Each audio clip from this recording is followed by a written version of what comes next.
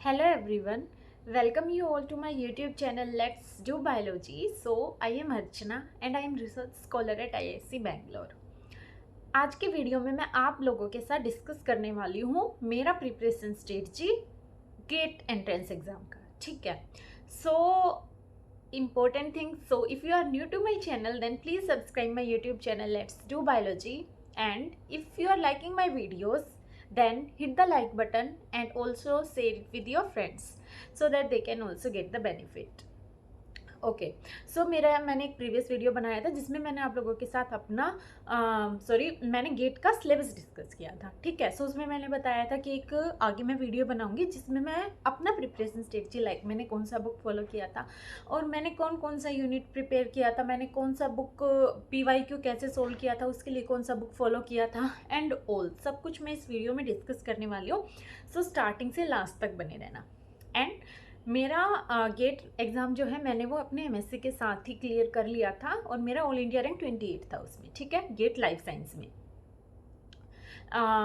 Okay, सो हम अभी syllabus से स्टार्ट करते हैं। एक तो थिंक कि आप अगर सोच रहे हो कि आपका MSc के साथ आप कर सकते हो या नहीं कर सकते हो, आप MSc अभी अपीयर होने वाले हो या MSc में हो अभी फाइनल सेमेस्टर में, थर्ड फोर्थ सेमेस्टर में, जिसमें भी, और आप सोच रहे हो कि आप इसके साथ क्लियर नहीं कर सकते, तो मैं बोल रही हूँ मैंने किसी भी एग्ज़ाम के लिए कोई भी कोचिंग नहीं लिया।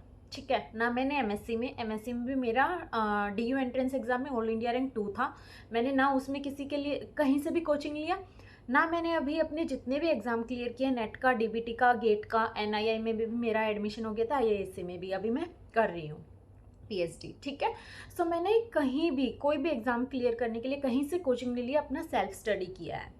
सो अगर आप भी ऐसा ही सोचते हो लाइक कि आप अपने आप से कर सकते हो प्रिपरेशन, तो मेरे साथ आप मेरे टेलीग्राम ग्रुप से ज्वाइन हो सकते हो और वहाँ पे अगर आपको इससे रिलेटेड कोई भी इन्फॉर्मेशन चाहिए हो, कुछ भी चाहिए हो, तो आप वहाँ मेरे से बता सकते हो। I will try my best कि आपकी सारी प्रॉब्लम को, जो भी आपकी क्वेरीज हो, उसको मैं सोल्व कर सकूँ।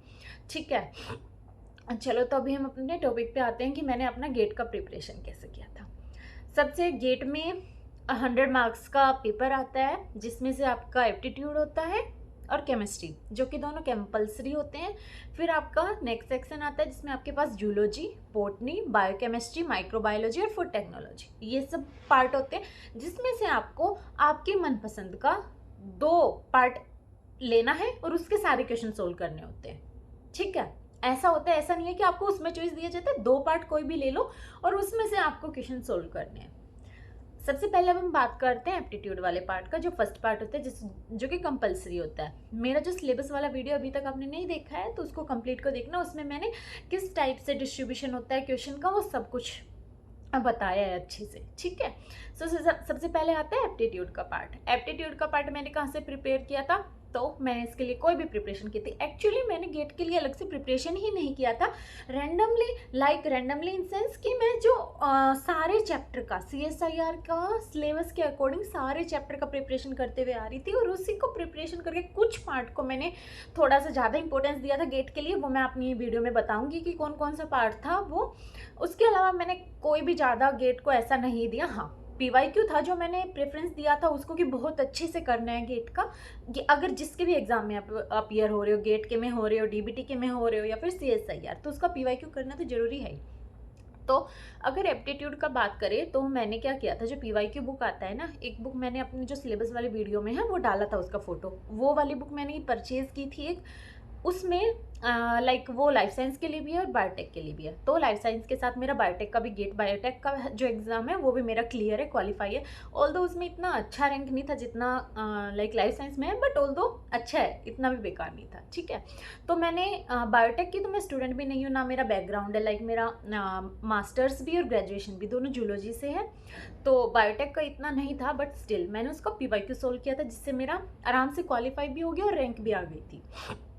ठीक है, तो जो मैं बात कर रही थी एप्टीट्यूड का, तो एप्टीट्यूड मैंने जो PYQ बुक आता है उसी से सोल्व किए थे। जितने भी प्रीवियस ईयर के थे ना, सारे मैं एक एक करके सोल्व करते गई, तो एप्टीट्यूड वाला पार्ट वहाँ से हो गया। ठीक है, अब हम आते हैं केमिस्ट्री, जिसमें बहुत लोगों का डाउट होता है कि हमारा बैकग्राउंड बायोलॉजी है तो केमिस्ट्री कहाँ से करें, कैसे करें।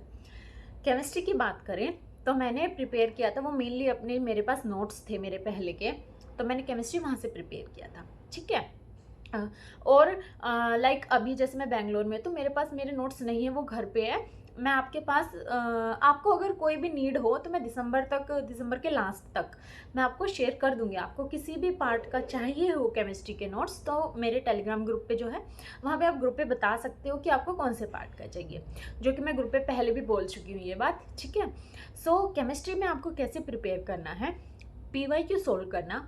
पीवाईक्यू में क्या है, रिपीटेड टाइप क्वेश्चन होते हैं। Repeated in sense completely question वो नहीं होता, बट फॉर्मूले वही आते हैं जो एक बार आ चुके हैं ना, वही फॉर्मूले रिपीट होते जाते हैं। तो आपको क्या करना है, एक पेपर सोल्व कर रहे हो, उसमें जो भी फॉर्मूले आए अपना राइट डाउन कर लो, ठीक है। फिर नेक्स्ट पेपर सोल्व करना हो, राइट डाउन कर लो। कुछ 2-4 पेपर तक आपको नए नए फॉर्मूले मिलेंगे, लेकिन उसके बाद सारे फॉर्मूले रिपीट होते जाएंगे, उसी टाइप के क्वेश्चन मिलेंगे। तो फिर जैसे उस बुक में क्या है, साइड में क्वेश्चंस के आंसर दिए होते हैं, तो आपको फिर वो आंसर नहीं देखना, अपने आप सोल्व करना है, जिससे आप अपने आप को भी एनालाइज कर पाओ कि आप केमिस्ट्री में कितना अच्छा स्कोर कर सकते हो, कितना स्कोर कर सकते हो। क्योंकि बायोलॉजी पार्ट तो अपना मेन होता ही है, तो उसमें तो सब स्कोर कर लेता है। तो आपको रैंक कौन सा पार्ट दिलाता है, एप्टीट्यूड एंड केमिस्ट्री। उसमें जितना अच्छा स्कोर करोगे आप, उतना ही आपका अच्छा रैंक मिलेगा आपको, ठीक है। सो वो रैंक बूस्टर आप बोल सकते हो, ए और बी पार्ट जो एप्टीट्यूड और केमिस्ट्री वाला होता है। आपको क्या करना है, पीवाई की बुक जो दी हुई है, पीवाई की बुक में से सोल्व करना है, जो भी फॉर्मूले मिले राइट डाउन कर लो और उनको रिवाइज करते रहो, रिवाइज करते रहो, रिवाइज करते रहो। मैं भी क्या करती थी, मेरा जो नोट्स थे ना उसमें से मैं लाइक फॉर्मूले लिख लेती थी एंड देन उन फॉर्मूले को रिवाइज करती थी, जितना भी हो पा रहा था मेरे से फॉर्मूले को रिवाइज करती थी और नोट्स को ऊपर ऊपर से देखती थी। इन डेप्थ मैं कभी भी नहीं पढ़ी केमिस्ट्री के लिए, बस थोड़ा सा ओवरव्यू लेती थी कि किसमें क्या है। मेरा थोड़ा केमिस्ट्री ठीक था, तो मेरे को इतना डिफिकल्टी भी नहीं हुआ, ठीक है। सो इस तरीके से मैंने केमिस्ट्री का प्रिपरेशन कर लिया था, लाइक पीवाईक्यू सोल्व करते जा रही थी, तो अपने आप ही हैबिट बन गई थी कि फॉर्मूले खुद से याद रहने लग गए थे, और कुछ नोट्स पढ़ लिए थे, तो उससे भी बहुत अच्छे से प्रिपरेशन हो गई थी, ठीक है। ये बात तो एप्टीट्यूड का बात हो गया, अपना केमिस्ट्री का भी बात हो गया। केमिस्ट्री में मैं नोट्स अगर आपको चाहिए तो दे दूंगी बाद में, ठीक है। एप्टीट्यूड का टेंशन मत लेना, पीवाईक्यू सोल्व करना, केमिस्ट्री का भी टेंशन मत लेना, पीवाईक्यू सोल्व करना उसका भी, ठीक है। पीवाईक्यू सोल्व करना, जितना आपके पास अगर नोट्स हो तो उनको थोड़ा सा देख लेना। ऑर्गेनिक केमिस्ट्री का भी थोड़ा सा देख लेना कि जो जैसे नेम वाली रिएक्शन होती है ना, उनको थोड़ा सा देख लेना। और पीवाईक्यू जब सोल्व करोगे ना, तो आपको आइडिया मिलता रहेगा कि आपको किस टाइप का क्वेश्चन करना है, ठीक है। एंड देन हम आते हैं अपने मेन बायो वाले पार्ट पे। उसमें अब आप सोच रहे होंगे कि मैंने कौन सा पार्ट किया था, तो मैंने किया था जूलॉजी एंड माइक्रोबायोलॉजी, ठीक है। लाइफ साइंस में मैंने ये 2 पार्ट सोल्व किया था अपने एग्जाम के टाइम पे, ठीक है।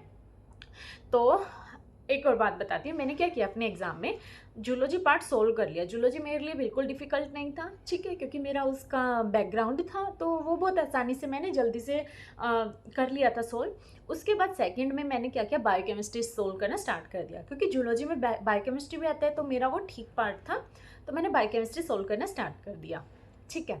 उसके बाद क्या हुआ, जब मैं बायोकेमिस्ट्री सोल्व करने लग रही थी ना, तो मेरे को उसमें मुझे लग रहा था कि मैं इसके क्वेश्चन थोड़ा सा लाइक कंफर्म नहीं थी, क्योंकि गेट में आपको क्या होता है, सारे क्वेश्चन में चॉइस नहीं मिलती। आंसर्स का जो मल्टीपल चॉइस होता है ना, उसमें जो सोल्व करने वाले क्वेश्चन होते हैं उसमें आपको खुद से आंसर लिखना होता है, ठीक है ना। तो खुद से आंसर लिखना होता है, तो हो सकता है कि वो गलत हो अगर बहुत ज़्यादा क्वेश्चन हो। तो आई वॉज कन्फ्यूज कि should I choose this part और rather I would look into other part, ठीक है। तो मैंने उस पार्ट को छोड़ा। गेट में क्या होता है, आप 2 पार्ट कर लोगे ना, तो उसके बाद आपका नेक्स्ट पार्ट चूज तब तक नहीं हो सकता जब आप पिछले पार्ट को डिलीट ना कर दो। और फिर अगर आपने लास्ट वाला पार्ट डिलीट कर दिया तो उसके सारे आंसर गायब हो जाते हैं, फिर आप नेक्स्ट पार्ट सोल्व कर सकते हो। तो मैंने अपना 16-17 मिनट बायोकेमिस्ट्री को दे दिया था उस टाइम तक, जब तक मेरे को लगा कि मेरा बहुत सारा मतलब मैं बहुत सारा सोल्व नहीं कर पा रही इसमें से, या मेरे को कन्फ्यूज़न हो रहा है कि इसमें अच्छा मार्क्स मेरा नहीं हो पाएगा। तो मैंने माइक्रोबायो जो पार्ट है ना, उसका पढ़ के रखा था पहले से, ठीक है। मैं उसके लिए भी प्रिपेयर की थी कि और हाँ, एक और इम्पोर्टेंट बात बताती हूँ मेरे साथ क्या हुआ था। जो ये 5 पार्ट होते हैं ना, मैंने अपना जो पीवाईक्यू का प्रिपरेशन है ना, लाइक पीवाईक्यू जो बुक सोल्व करना है, वो जैसे एमएससी का मेरा दिसंबर तक एग्जाम था, उसके बाद कुछ दिन की 2-3 दिन की छुट्टी मिली थी, तो मैंने दिसंबर में लाइक लगा लो 1 जनवरी से अपना पीवाईक्यू का बुक सोल्व करना स्टार्ट कर दिया था। तो अगर आपको आइडिया चाहिए हो तो आप भी स्टार्ट कर सकते हो उस टाइम तक, कि जनवरी में 1 जनवरी से मैंने अपना पीवाईक्यू का स्टार्ट कर दिया बुक सोल्व करना, और डेली में एक सैम्पल पेपर सोल्व करते रहती थी, ठीक है। अब जब मैं बुक सोल्व करती थी तो उसमें 5 पार्ट थे और मैं सारे के सारे पार्ट सोल्व करती थी, ठीक है। उस टाइम तक मेरे को एकदम ही आइडिया नहीं था कि इस पार्ट में से सिर्फ आपको 2 सोल्व करना है, देख रहे हो। और ये बात पता है मेरे को कब पता चली? एग्जाम से पहले दिन मैं एक वीडियो देख रही थी यूट्यूब पे, और वहां से मेरे को पता चलता है ये आपको सारा पार्ट सोल्व नहीं करना पड़ता, सिर्फ आपको 2 पार्ट सोल्व करना पड़ता है। तो ये जो इन्फॉर्मेशन है, जो मैंने बहुत बड़ी गलती की थी, आई नो, आप ये गलती मत करना। कोई भी एग्जाम आप प्रिपरेशन स्टार्ट कर रहे हो, सबसे पहले उसके बारे में देखना कि आपको क्या करना है, उसमें उसका सिलेबस क्या होता है, कितने मार्क्स का क्या मिलता है, ठीक है। सो मैंने ये गलती की थी उस टाइम पे, इसीलिए मैं सब पार्ट पढ़ ली थी। ऑल्दो फूड टेक्नोलॉजी वाला पार्ट मेरा एकदम वीक है, क्योंकि उसका कभी मैं कुछ पढ़ी ही नहीं हूँ, ठीक है। सो मैंने सारा पार्ट प्रिपेयर कर लिया था, तो ये मेरे लिए अच्छा था कि मैं माइक्रोबायो पे भी उतना ही फुल डेडिकेशन दी थी जितना मैं और सब पार्ट को पढ़ रही थी, उतना ही प्रेफरेंस मैं उसको भी दी थी। एंड माइक्रोबायो वाला पार्ट मैंने पढ़ा था। पाथफाइंडर की बुक में एक चैप्टर है बैक्टीरिया और वायरस का, उसमें सब कुछ दिया हुआ है, उसका पूरा क्लासिफिकेशन, उससे रिलेटेड सारी चीज़ें, सब कुछ दिया हुआ है, ठीक है। सो वो चैप्टर मैं बोलूँगी कि आपका अगर माइक्रोबायो का बैकग्राउंड भी नहीं है ना, तो भी अगर आप वो चैप्टर पढ़ लोगे पाथफाइंडर बुक का, तो जितना भी माइक्रोबायो का पार्ट आएगा ना, सारे क्वेश्चन इजीली सोल्व कर सकते हो। क्योंकि मेरा तो उसी से आराम से हो गया था, सारे क्वेश्चन मैं सोल्व कर पाई थी माइक्रोबायो का। मैं क्या करती थी, जो वो चैप्टर है ना, ऑलमोस्ट वो मैंने 6-7 बार पढ़ा था।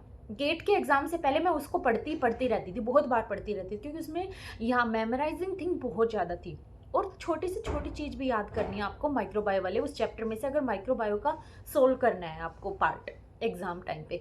और मैं बोलूँगी कि अगर आपका और कोई पार्ट में आपको अगर कन्फ्यूजन लग रहा है, तो माइक्रोबायो आप सोल्व कर सकते हो, कोई भी हार्ड क्वेश्चन उसमें नहीं आता। मेन चीज़ क्या देना है, जनरेशन टाइम वाले क्वेश्चन होते हैं, उस पर आपको ध्यान देना जरूरी है।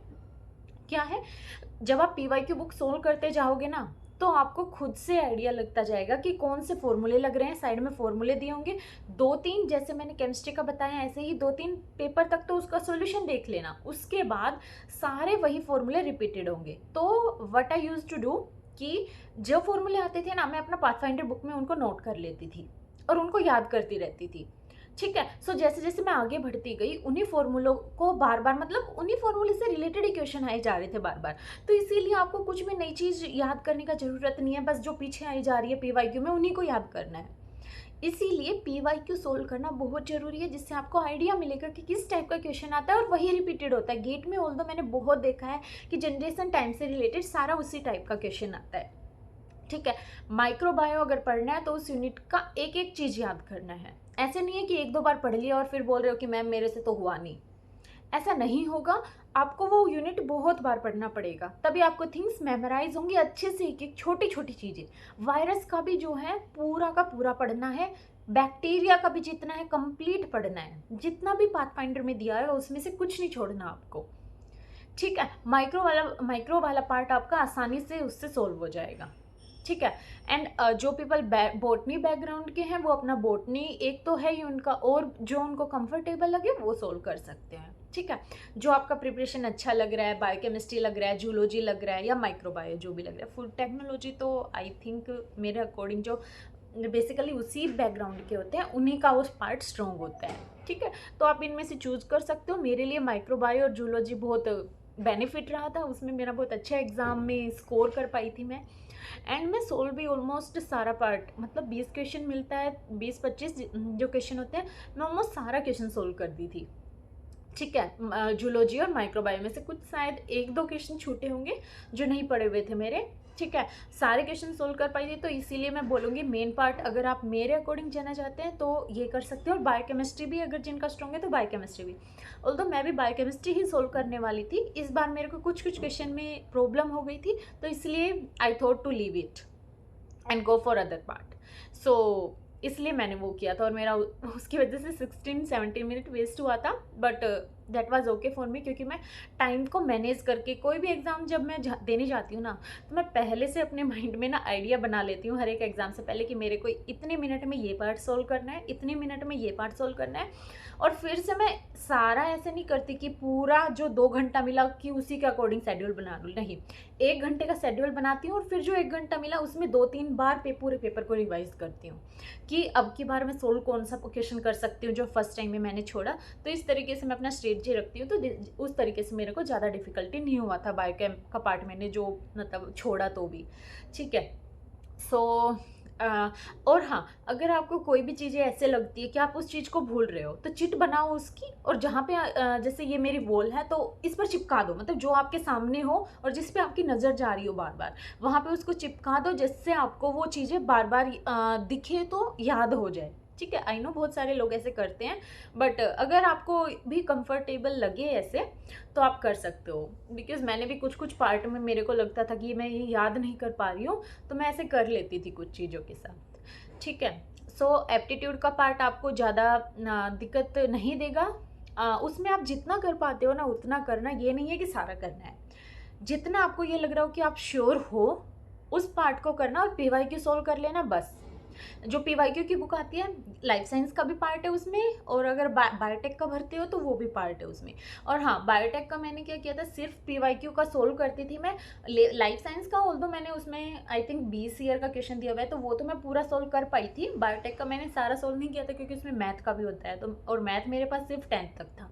ठीक है, सो मैथ मेरा उसके बाद था नहीं, तो इतना कुछ स्ट्रॉन्ग क्या है ही नहीं मेरा मैथ। ठीक है, सो जितना उनमें प्रीवियस ईयर में था उतना मैं कुछ कुछ किसी किसी फ्रेंड से पूछ के थोड़ा बहुत कर ली थी, एंड उसी से मैंने बायोटेक का भी पेपर सोल्व कर दिया था जितना भी हो पाया था। ठीक है, सो आप मेनली अगर जूलॉजी या इन सब बैकग्राउंड से हो, बॉटनी, तो आप अपना मेनली लाइफ साइंस पे ध्यान दो, और लाइफ साइंस का अच्छे से जितना मैं बोली हूँ उतना अगर कर लोगे ना, तो मैं आराम से बोल देती हूँ आपका क्वालिफाई किया बहुत अच्छी रैंक आएगी। लेकिन आपको पूरे डेडिकेशन से करना है ये पार्ट। ठीक है, जितनी बार पाथ फाइंडर को रिवाइज कर सकते हो उतनी बार करो। आपको एक बार थोड़ा सा कॉन्सेप्ट समझना है, उसके बाद आपके पास टाइम है, स्टैंडर्ड बुक पढ़ो, नहीं है पाथ फाइंडर से करो। ऐसा बिल्कुल नहीं कि एक और वीडियो मैं बनाऊंगी, ऑल्दो सोच रही हूँ कि लाइक पाथ फाइंडर से आपको क्या क्या चीज़ करनी चाहिए या स्टैंडर्ड बुक से क्या चीज़ करनी चाहिए, जिससे आपको आइडिया मिले और ये भी कॉन्सेप्ट क्लियर हो, कन्फ्यूज़न क्लियर हो एक्चुअली कि कौन सा बुक ज़रूरी है, क्या स्टैंडर्ड बुक करना ज़रूरी है, क्या पाथ फाइंडर से हो जाएगा या नहीं होगा। इस तरीके से देखती हूँ, मैं ट्राई करूँगी whenever I will get time. ठीक है, सो गेट के लिए आई थिंक इतना ही काफ़ी रहेगा आप लोगों के लिए। अगर इतना भी पढ़ लोगे तो आराम से हो जाएगा, क्योंकि गेट में जो क्वेश्चन होते हैं वो सीधे सीधे पूछे जाते हैं, कॉन्सेप्चुअल ज़्यादा नहीं होते हैं, मेमोराइजिंग बेस होते हैं, और इम्पोर्टेंट थिंग इज़ कि आपको पीवाईक्यू सॉल्व करना है और रिवाइज करना है जितना बार हो सकता है उतना बार। ठीक है, I think for get this much only. और आपको अगर कोई भी और क्वेरी हो, कुछ भी छोटी से छोटी भी क्वेरी हो, anything, you can ask me on Telegram. ठीक है, so guys join me on telegram now. I will provide the link in description box, and also please subscribe my channel, and like, comment and share. We'll meet you in next video. Till then, take care. Bye bye.